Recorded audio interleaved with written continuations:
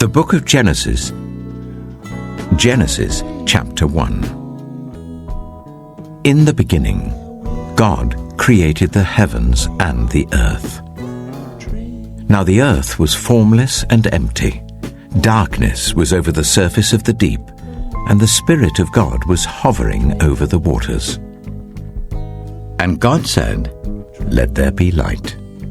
And there was light. God saw that the light was good, and he separated the light from the darkness. God called the light day, and the darkness he called night. And there was evening and there was morning, the first day. And God said, "Let there be a vault between the waters to separate water from water." So God made the vault and separated the water under the vault from the water above it. And it was so. God called the vault sky. And there was evening and there was morning, the second day. And God said, "Let the water under the sky be gathered to one place, and let dry ground appear." And it was so. God called the dry ground land, and the gathered waters he called seas. And God saw that it was good. Then God said, "Let the land produce vegetation, seed-bearing plants, and trees on the land that bear fruit with seed in it, according to their various kinds." And it was so. The land produced vegetation, plants bearing seed according to their kinds, and trees bearing fruit with seed in it according to their kinds. And God saw that it was good. And there was evening and there was morning, the third day.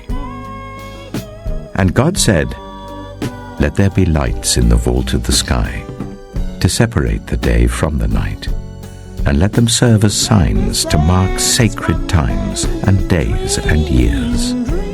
And let them be lights in the vault of the sky to give light on the earth." And it was so. God made two great lights, the greater light to govern the day, and the lesser light to govern the night. He also made the stars. God set them in the vault of the sky to give light on the earth, to govern the day and the night, and to separate light from darkness. And God saw that it was good. And there was evening, and there was morning, the fourth day. And God said, "Let the water teem with living creatures, and let birds fly above the earth, across the vault of the sky." So God created the great creatures of the sea, and every living thing with which the water teems and that moves about in it according to their kinds, and every winged bird according to its kind. And God saw that it was good. God blessed them and said, "Be fruitful, and increase in number, and fill the water in the seas, and let the birds increase on the earth."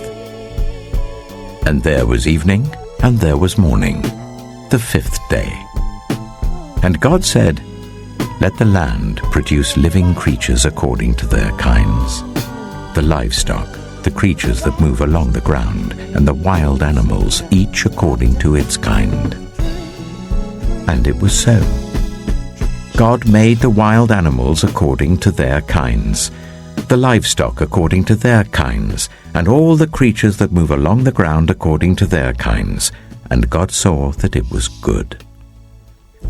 Then God said, "Let us make mankind in our image, in our likeness, so that they may rule over the fish in the sea and the birds in the sky, over the livestock and all the wild animals, and over all the creatures that move along the ground." So God created mankind in his own image. In the image of God he created them, male and female he created them. God blessed them and said to them, "Be fruitful and increase in number. Fill the earth and subdue it. Rule over the fish in the sea and the birds in the sky, and over every living creature that moves on the ground. Then God said, I give you every seed-bearing plant on the face of the whole earth, and every tree that has fruit with seed in it. They will be yours for food, and to all the beasts of the earth and all the birds in the sky and all the creatures that move along the ground, everything that has the breath of life in it, I give every green plant for food. And it was so. God saw all that he had made, and it was very good. And there was evening and there was morning, the sixth day.